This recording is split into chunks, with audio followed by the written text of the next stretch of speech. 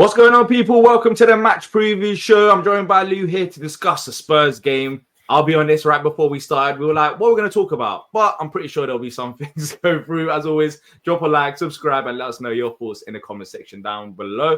Lou, after Forest, it's another game before the cup final. I guess that's the big occasion, right? Like, we've got the one after this is a cup final. There's a bit of importance. We saw what happened against Arsenal before the Villa game and how that had a massive confidence boost. But honestly, how are you feeling about this game? Because you're going to it as well. It's going to be the last away game I'm going to go to this season, obviously apart from Wembley. So I'm just hoping for like a little carnival atmosphere, sing songs, Sunday in the sunshine. And I'm being honest, I've been to Spurs away so many times and I'm sick of them beating us. So I personal reasons, I want to win. Yeah, and plus they've got the Europa League as well. Do you think that will play a part into it? I feel like both sides, I think, will be more up for it than Spurs based on what I saw against Arsenal before the Villa game. And we've got enough time. But Spurs, they play, of course, on a Thursday night. We were recording this before that game, but you would assume they go through to the final. And they've been terrible in the league so far this season. Yeah, they've been terrible in the league. And I think the way we set up is the worst type of team. We're kind of like the worst type of team for them to play if we play to our strengths. I don't know how come. Obviously, Glasner said he's banned any FA Cup talk in the camp. But what's the ban? Did he say that? I saw the quote. But what happens if you do talk about FA Cup? We might not play. No, that's wild. Imagine you're just talking about, oh yeah, like I don't know, just family and stuff, buying tickets, and you don't end up playing because you spoke about the cup final. But it's the right mentality, though. I hear it because we still got 2 more games to play, and we know how Glasner is at this point. He's been here long enough, and he genuinely means that as well. He wants to win every single game. He's not thinking about the cup final. I think he's thinking about the cup final, but it's important to find a balance because you can't just think about the cup final. And we showed it against Forest, though. We showed it against Forest. I'm not worried about the performance in this one, to be fair. Definitely. Like, I was at the Arsenal game and it was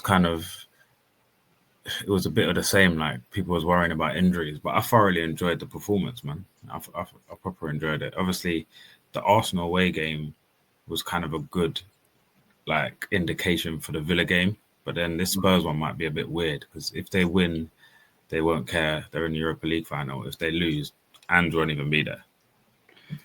Yeah. You reckon? Oh, yeah, exactly. So we don't even know who the manager might be going into that game. But surely they'll wait till the end of the season, right? Like, they won't sack him ahead of Sunday, even if they lose today. If they get knocked out against Bodo, he's gone. Right at the spot. 100%. Yeah, they've been terrible. 100%. I mean, how many losses have they got? I think this season they've got like 18, 19 losses in the league. I think we could give them number 20. I think so as well. I don't want to sound overly confident, but even against Forest, I just didn't see a scenario of us losing.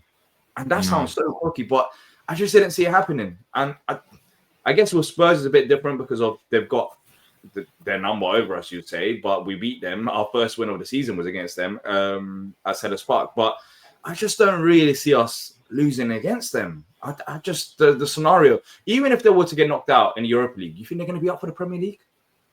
Like, they're not going. There's nothing to play for. So even if they go through, then they got the final to think about. They're not going to show up. If they lose this game, the Europa League game, the season's already done for them. So both scenarios, I just think Palace have got the advantage because of our manager and how our season's gone so far. So that would be a positive. But you did mention about injuries. We speak about it before every game.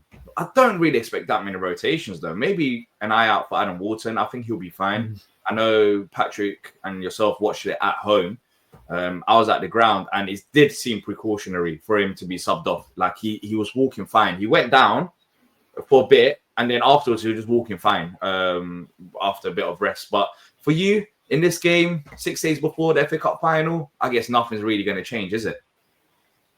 No, definitely not. But I think it'll be a good way to probably like practice what we want to do on Saturday, maybe something like that.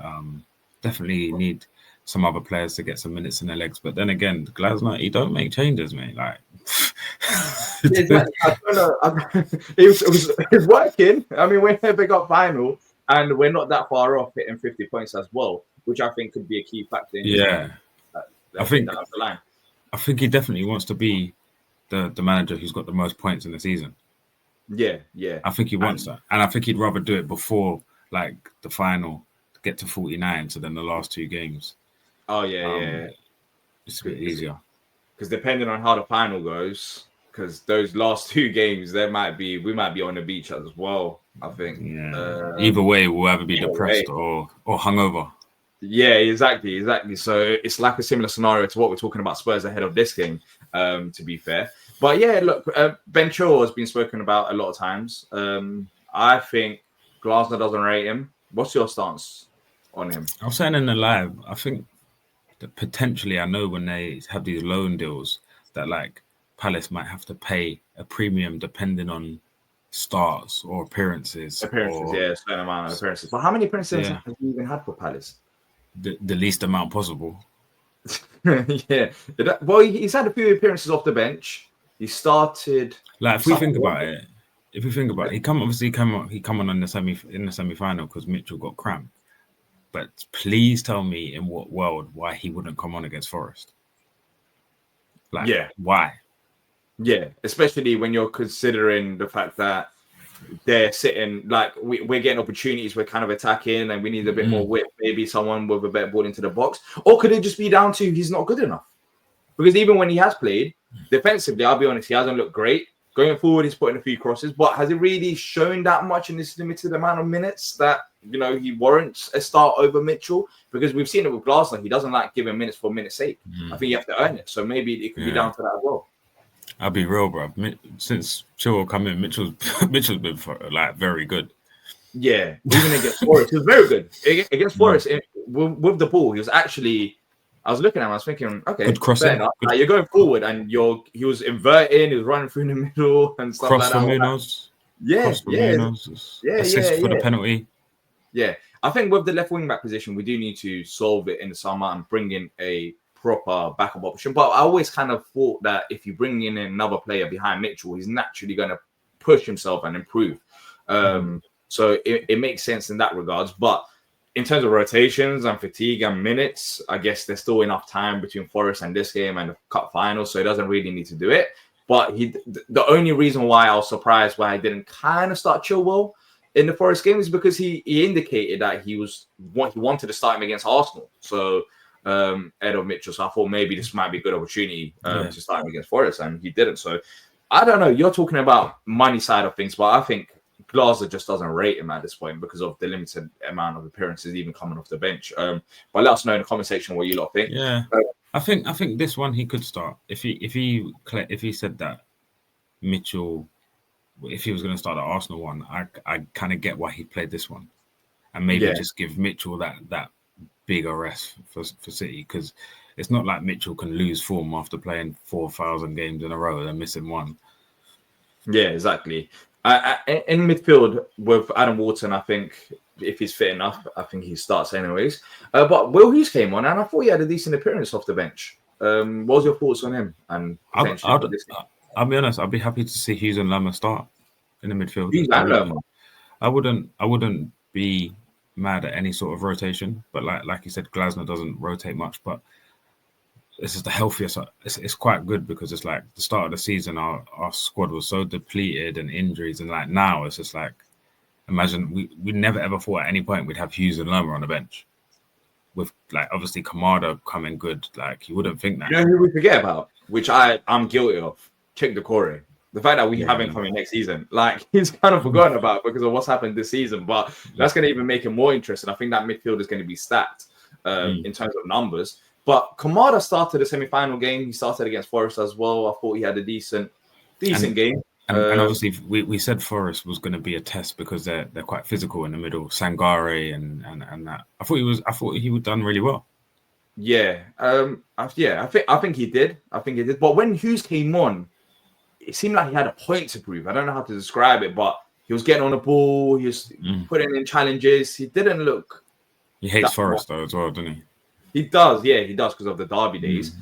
But I think he's put in a limited amount of performance from coming off the bench, but limited amount of minutes. I think it's giving Glasner potential, not a headache, but a I thought at least to see if let's, he could start the Spurs game. let's be real. I think maybe we speak about the teams we've beaten away from home. Not all of them have been in the top 7, but when we're talking about teams playing away and we're below us, we've been dominating them. So I think I genuinely think Spurs are crap. Like, I watched them play week in, week out. I even watched them in the Europa League. Like, I think if you took any team from like in the Premier League from 8th to us, or even lower, like they do decent in the Champions League, in the Europa League. Like, I just think the Premier League's that strong. Like, you tell it. Look at Man United. They're actually they beat Bilbao 3-0 in a cup final, in the Europa League final. Oh, these We need teams to win the FA Cup. We need to win this FA Cup and go on another run next year. Because like, I'll be honest, if we had this, like, if we kept Mark, if we had this exact squad with a couple of additions in the Europa League, I would expect us to get to like quarterfinals. Yeah, maybe experience. I think if you look at the teams in there, what are you telling me? Bodo Glimt are better than Palace? I don't think so, but you never know. You never know. In the European I'm just saying, I don't think it's that much of a strong competition, like compared just because of the money that the Premier League has. Yeah, you saw Brighton got to the quarterfinals, didn't they? Yeah. Exactly, and that was in there. They lost to Roma. Yeah. So I think, look, let's see what happens against City, but I think that would be an interesting conversation down the line. But then again, when you're talking about Spurs, I'm thinking about spacing behind. Spacing behind, you need players who can pinpoint a pass and then ball like the off. Like, you're going to create lots of chances. I think Wharton can put in a decent ball behind. I think everyone, to be fair, can. I think Lerm was probably the only player that's more limited on the ball than Kamada, who's between, and Wharton. But I think if you start Kamada or Hughes, I think alongside Wharton, you'll be fine. You'll be fine because there'll be spacing in behind, especially with the high line for us to run into and get in behind. Let's quickly talk about a player which Patrick is not going to lack for me to discuss. Mateta. Why'd you laugh? You laughed because you already knew what was going to happen, right? No, the reason why I mentioned him is because you mentioned him in the match reaction. You thought that he didn't have a great game, and when Nketiah came on, he had a big impact. What's your thoughts on his overall performance? I think against Villa, he was fantastic.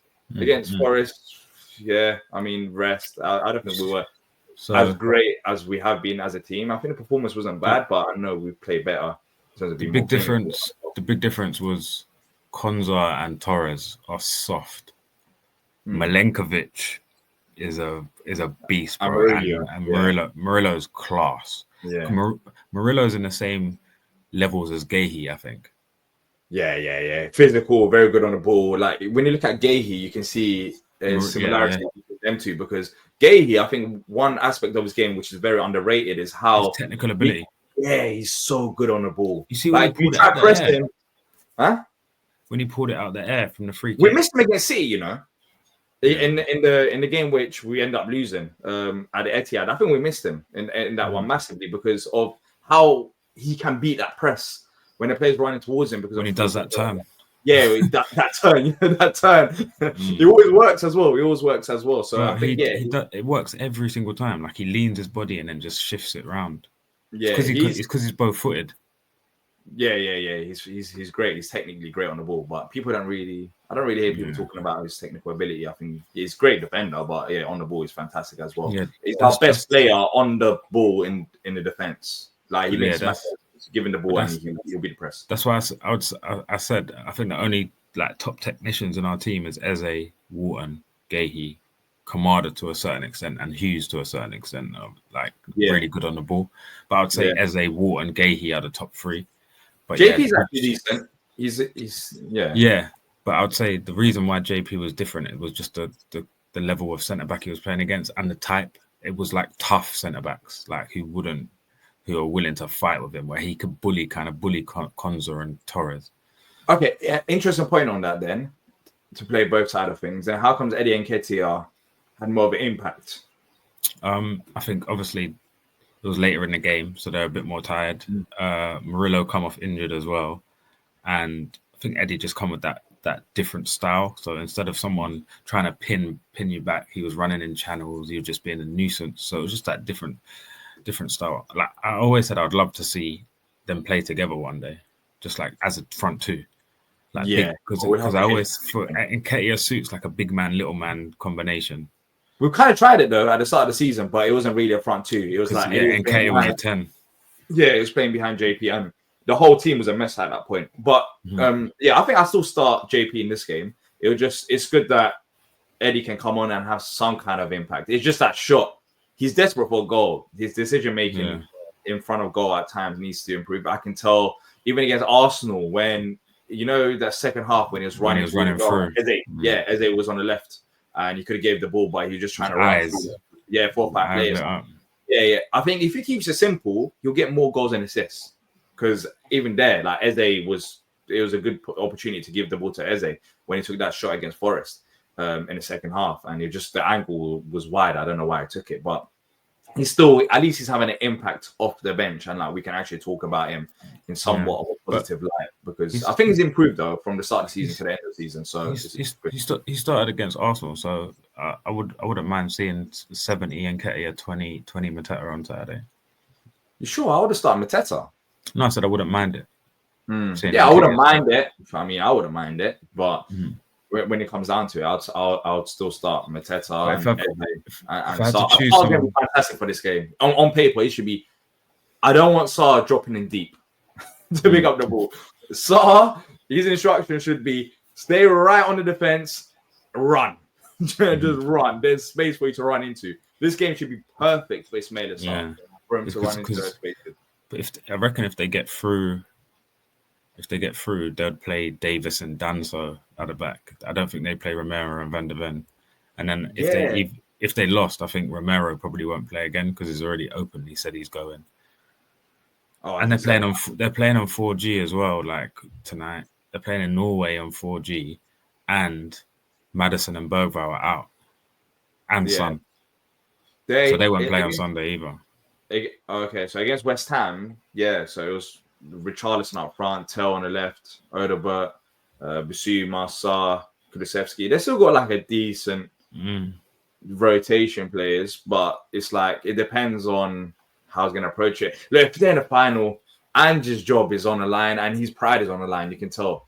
He always wins in the second season. I don't think he's going to get sacked anyway, so he could lose if he gets to the final. They could literally throw. I just don't see him putting that strong team.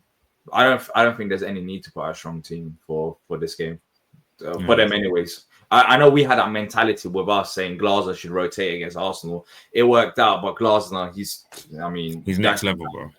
Exactly. I don't think Ange's going to be thinking like that. Based on, I think it was a West Ham game, was it? Or the game before it? Was it Liverpool which he rotated? They got absolutely smashed. No, but he played Solanke. But sometimes, it's so weird. Their team is so crap. I don't know whether it's a rotated team or not. But honestly, because I don't know who's good. Yeah. So he played Ben Davis and Danso in defense as a two centre. I know them two, but he prefers Porro and Udogie, not Spence and because Spence ain't the starter, is he? Nah, he starts. No, but what about Spence has been one of the best players recently. Yeah, but Porro. Great. Spence plays left back normally, and Porro plays right back. Yeah, but he started Gray against West Ham, so maybe you could do a similar thing to that. But against Bodo, it was Porro and Udogie. Against Bodo, it was Porro. Yeah. I mean, yeah. I know Brennan Johnson. Best option. Yeah. I know Brennan Johnson's he prefers Brennan Johnson starting on the right. I know Madison's is his preferred, but he's not playing. Like he was playing Bergwall and he's out for the season. Yeah, that's what I mean. Yeah. On the left he lacks because on the left against Bodo, didn't he play Richarlison? He started with Richarlison, but I don't. Yeah, with Solanke up top. Yeah. Richarlison and Brennan Johnson on the right. That's what I mean, bro. Like, who's the starter? I don't know. I think Van der Ven and Romero are the starters, but based on previous appearances, and with them playing on Thursday as well, I don't think both of them will start. So Davis, Mateta should be eating them up. I'll be honest. That's physical. I'm going to enjoy watching the game on tonight and see what's going on. Yeah, see what they see. But then that game's not a good reflection on what's going to happen on Sunday. Just the state of mind. I know they're a soft team with a soft fan base as well. Like it's a mess over there. Yeah, it is. Anything else before we wrap up? I think in a reverse fixture, they were very persistent in terms of playing out from the back. I think if they do that, that suits us. Winning the ball high up the pitch. That's how we scored our goals. Our goal, especially. That changed our season. That did. Yeah, it did. Thanks to Spurs, first win of the season, and then we kicked on from there. But yeah, if they play out from the back, I think we've got enough to press them, create opportunities. I think Glass is going to go for the win. I think it's going to be a strong team. Maybe in midfield, there might be a few question marks over who starts. I might rotate one or two players. But yeah, I'm feeling confident. Let's move on to score predictions. I'm going to go for 2-1 Palace. I think we do break the curse. When's the last time we beat Spurs at their ground? FA Cup, Martin Kelly. I was there, Martin Kelly. I was there as well. That's crazy. That was back in 2016, right? Yeah, 2016. They had a very good team then. That was probably their best team. One of their best teams. Yeah, exactly. I was there. But I think we could potentially change our record. Even if not, they don't really draw that many games, Spurs, do they? They drew against West Ham. I've been to every single game since their new stadium. We just get battered every single one. Oh, yeah. The only game I went to in their new stadium was the Boxing Day one during COVID times. That was weird. That was weird. Yeah. That was weird. Because we didn't even know if the game was going to go on. Wolf got sent off after 15 minutes. Yeah. Nathan Ferguson appeared on the pitch. I was like, all right, cool. This is the start of his era, and he disappeared after that. It was a weird game. I think, remember last season was like the start of the end of Anderson for them two bozo moments. What? When we lost 3-1, when Eze scored the free kick.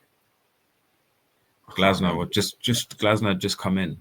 And Eze scored that free kick. The goals that we conceded. I remember Eze's free kick, but I don't remember the goals that we Anderson done one of those things, two bozo moments, and they scored 3 goals in like 15 minutes. Yeah, but that's what he used to do anyways. That's why I was happy when we saw him. A lot of people were panicking about Lukaku coming in instead of Anderson. Even though Lukaku's passing, I don't know his stats against Forest, but his passing against it wasn't great. Maybe the short passes were, but the long passes they weren't. But that's what Forest were doing. They were sitting off of us. It was literally a game where you have the ball. We said that was going to happen.